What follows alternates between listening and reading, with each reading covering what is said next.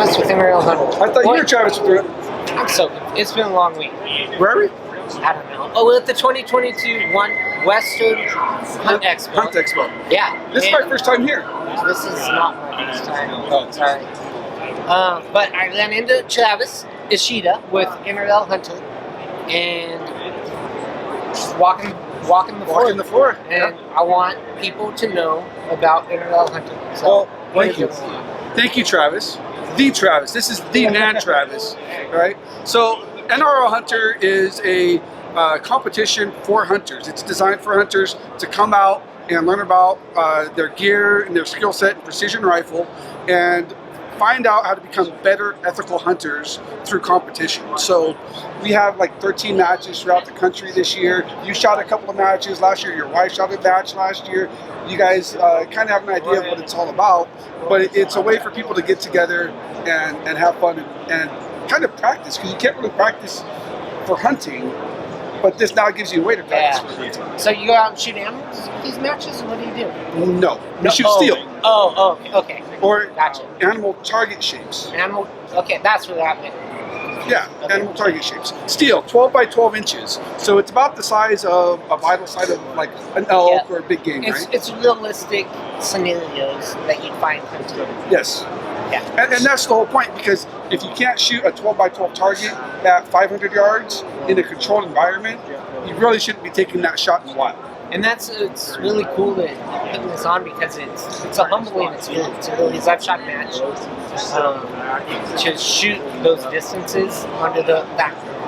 Because it is a match. It's a competitive match. There's some stressors. Yeah.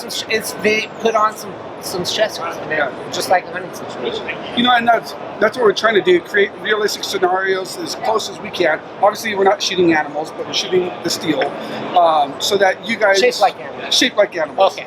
Yes.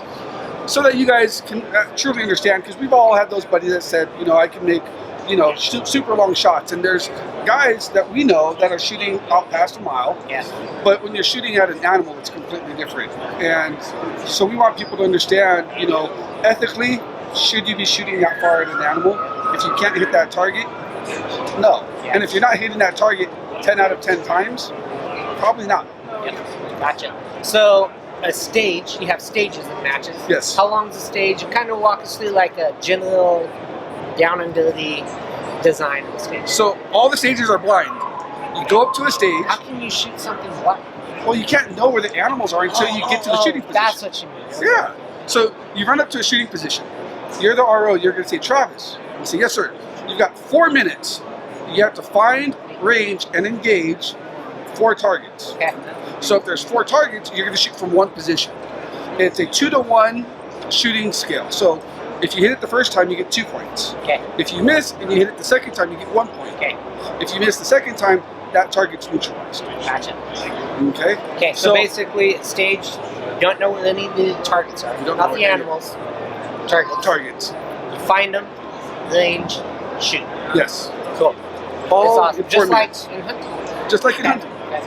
Right? You have to find the animal before you can shoot at it. You have to find out how far it is and find a position that's going to be comfortable and safe and ethical for you to shoot from. And it's a really good way to learn your gear too. Yes. Shooting off a tripod, backpacks, integrating your system, your hunting system, into a scenario. Yes, absolutely. Like, I went on a hunt recently, and I was just with a friend, and we were just kind of messing around a little bit, nothing serious. And we were looking for deer. We actually found the deer, and we were like, oh shoot, we found the deer, we better grab our stuff and get out there, like grab your bag, and because we were road hunting or whatever, right? And it was like, by the time we got all our stuff together, because we weren't prepared, that deer was long gone, right?